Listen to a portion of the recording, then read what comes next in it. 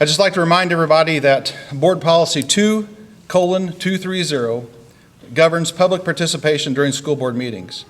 First of all speakers must identify themselves. Speakers who notify the superintendent 1 week in advance of today's meeting will be allowed 5 minutes to speak. Anyone else will be allowed 2 minutes. However, it is my decision whether to allow someone to exceed these time restrictions, also to make sure that everyone gets an opportunity to speak.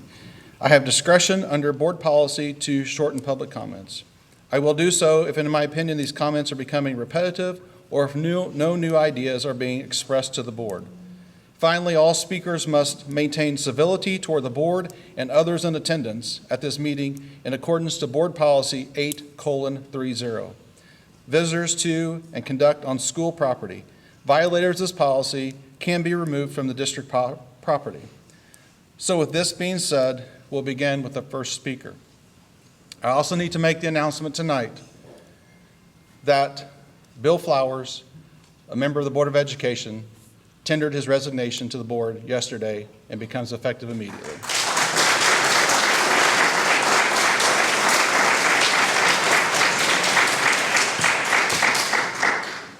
At this time, we have folks that signed up to speak for 5 minutes. In no particular order, that is Susan Lindley, Brian Muska, Susie Stieber, and Josh Kuhl. So whoever would like to go first may do so and may take the podium.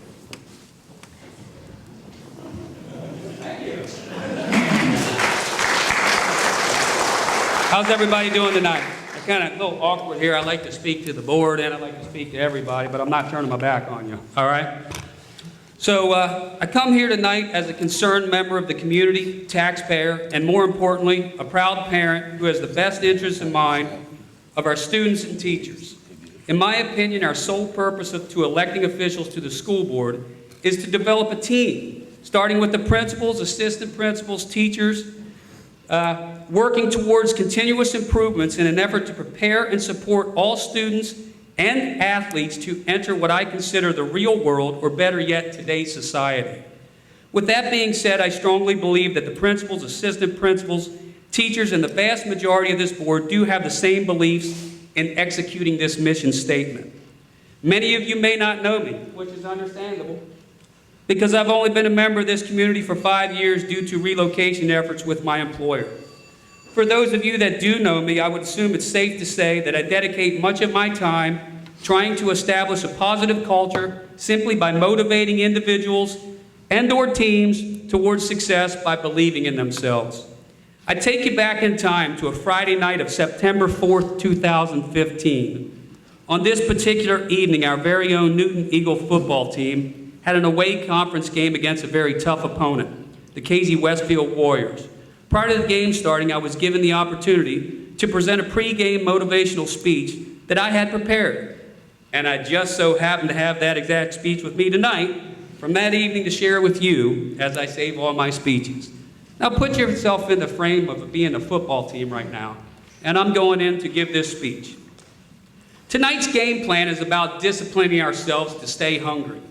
Hunger provides the energy to begin, the stamina to persist, and the will to finish.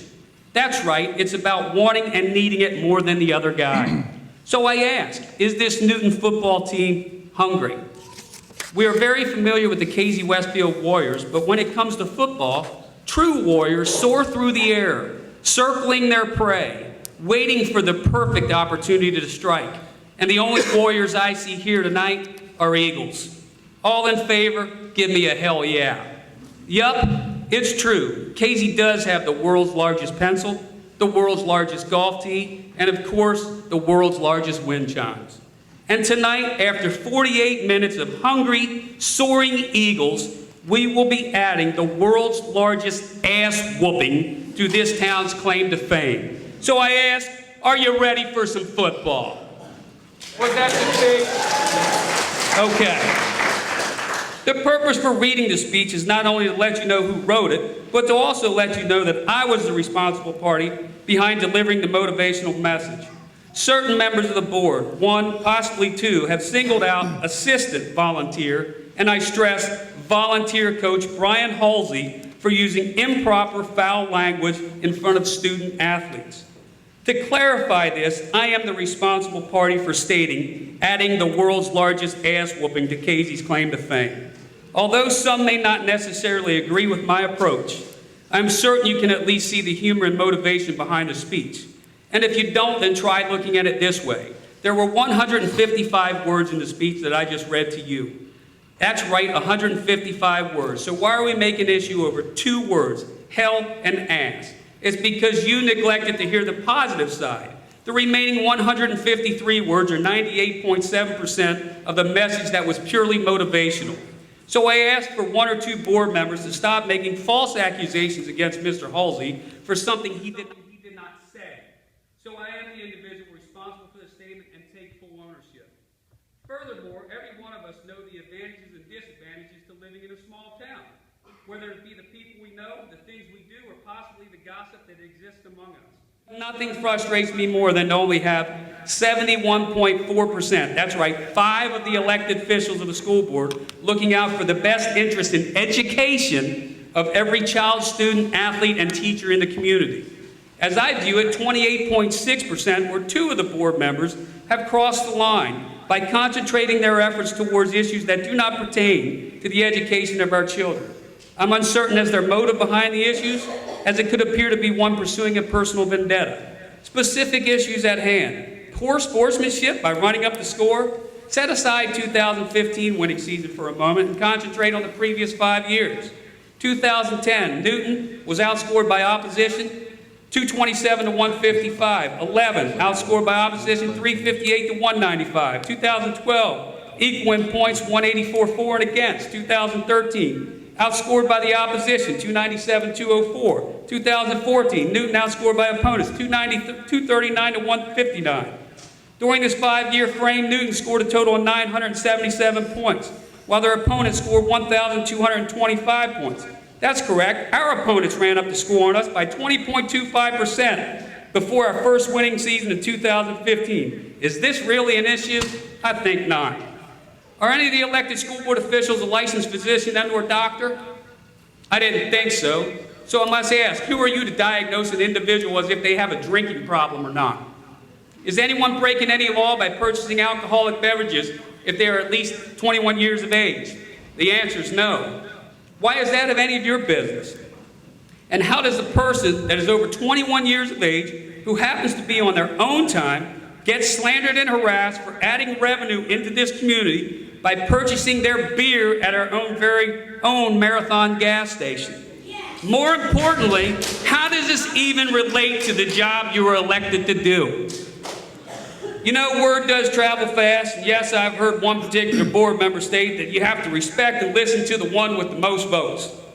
But I'm sure if you look around tonight, I may not have gained the respect of everyone, and that's fine. But I'm pretty confident that I would be leading the polls with the most votes this evening. In conclusion, you're most likely pondering upon my opening statement of being a taxpayer and wondering what this has to do with the whole ordeal. Well, it's pretty simple. I think my tax dollars could be spent more wisely with an entire board of 100% of the elected officials concentrating 100% of their efforts towards the education of our youngsters. So I ask this board to consider a motion requesting the resignation of 28.6% or 2 of the current elected officials serving on the board that could potentially wind up putting this community into a legal situation due to them focusing their attention on issues irrelevant to our education system. In the back, in the evening, I have a few copies. I'll gladly sign them for anybody that'd like a copy of it. And I'll meet you at Marathon for a beer afterwards.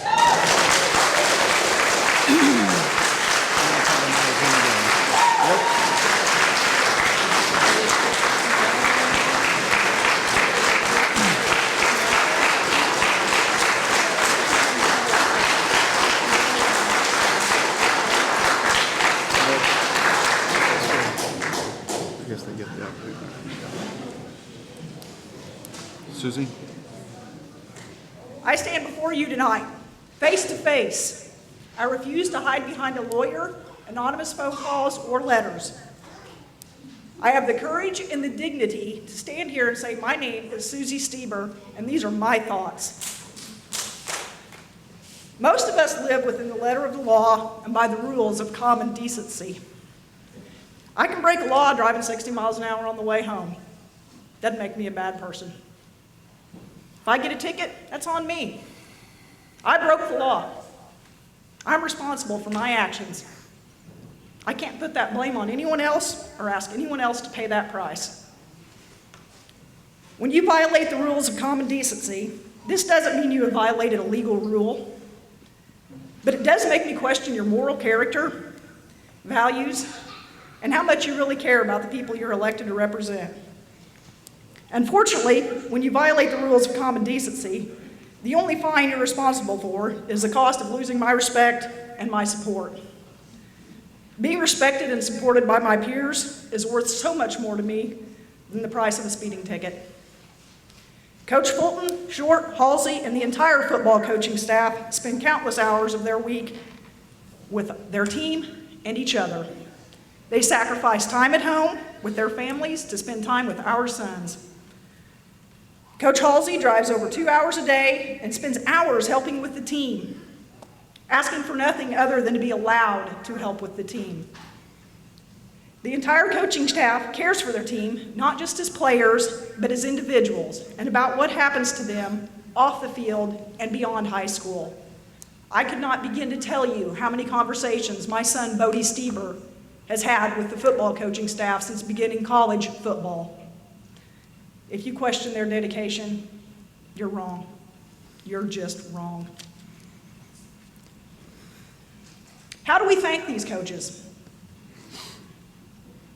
Some choose to thank them by accusing of academic impropriety, digging into their past trying to find dirt, throwing whatever they can, see what sticks. Personally, I'd rather shake their hands, give them a hug, and tell them thank you. And that's what I do. To Gabe Fulton, I say this. Young man, I'm sorry for what's happened to you. You are entirely too young to be put through this, and it's unfortunate that you have to be the target of a petty vendetta. Amen.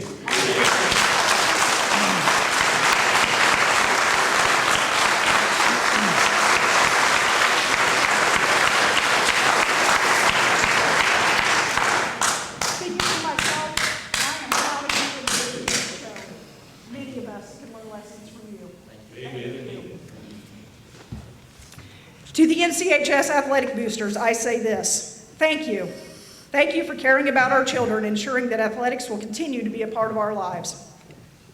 Thank you for so generously donating your time, talent, and resources to the betterment of our school and community. Your blood, sweat, and tears do not go unnoticed and are appreciated by most all. To the members of the board, I say this. Thank you for your time, dedication, and talent. I truly appreciate that every minute you spend dealing with this business is on a volunteer basis. And I fully understand that your time is not done when this meeting's adjourned. Thank you. I will close with this. With the problems facing our district, our board members' time would be better spent looking into ways to keep our classrooms fully staffed, our buildings properly maintained, and keeping the district financially viable. Imagine if you spent the same amount of time looking into ways to support this district and looking for answers to the problems we are facing instead of looking for some sort of vindication of a personal grudge. Imagine if you used your own resources by donating money towards needed technology instead of spending it on useless legal fees. Just imagine if you were a positive influence on this board and this district instead of being the anchor that drags us all down. If you are unwilling to spend your time working to positively influence